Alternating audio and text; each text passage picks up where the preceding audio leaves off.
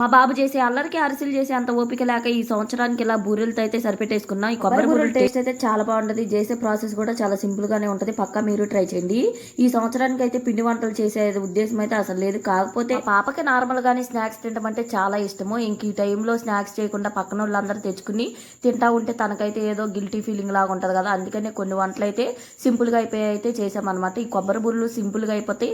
Taste కూడా చాలా బాగుంటాయి అనమాట. పక్కా మీరు కూడా ట్రై చేయండి. కేజీల రేషన్ బియ్యాన్ని నైటే నీళ్ళలో నానపెట్టేసుకుని మార్నింగే ఆ బియ్యాన్ని మొత్తం పిండిలా పట్టించేసుకుని ఒకసారి జల్లించుకుని పక్కన పెట్టుకోవాలి. మనం తీసుకున్న బియ్యానికి కేజీన్నర బెల్లం అయితే బెల్లం మొత్తం చిన్న చిన్న ముక్కలుగా కొట్టుకుని కొంచెం వాటర్ పోసుకుని పొయ్యి మీద పెట్టుకుని బెల్లం మొత్తం కరిగిపోయిన తర్వాత ట్రైనర్తో ఒకసారి స్ట్రైన్ చేసేసుకుని మళ్ళీ పొయ్యి మీద పెట్టేసుకొని ఇలా ఉండపాకం వచ్చింది అనుకోండి, పాకం వచ్చినట్టే ఇంకా కొబ్బరి తురుము కొంచెం ఎలాచీ పౌడర్ కూడా వేసుకుని మొత్తం బాగా కలిపేసేసుకుని మనం ముందుగా పట్టించి పెట్టుకున్న బియ్య పిండి కూడా కొంచెం కొంచెం వేసుకుంటూ ఇలా కలిపేసుకోవటం అనమాట. ఈ కన్సిస్టెన్సీలో వచ్చింది అనుకోండి బూరెలు అయితే చాలా బాగా వస్తాయి. ఒకసారి మొత్తం ఇలా కలిపేసుకున్న తర్వాత ఇలా బూరెల షేప్లో చేసుకుని డీప్ ఫ్రై సరిపడా ఆయిల్ పెట్టేసుకుని మంచిగా ఆయిల్లో ఫ్రై చేసేసుకోవటం. ఇలా గోల్డెన్ బ్రౌన్ కలర్ వచ్చేంత వరకు ఫ్రై చేసుకున్నాం అనుకోండి, టేస్ట్ చాలా బాగుంటాయి. పక్కా మీరు ట్రై చేసి ఎలా వచ్చిందో నాకైతే కామెంట్ చేయండి, లైక్ చేయండి, షేర్ చేయండి. Bye bye.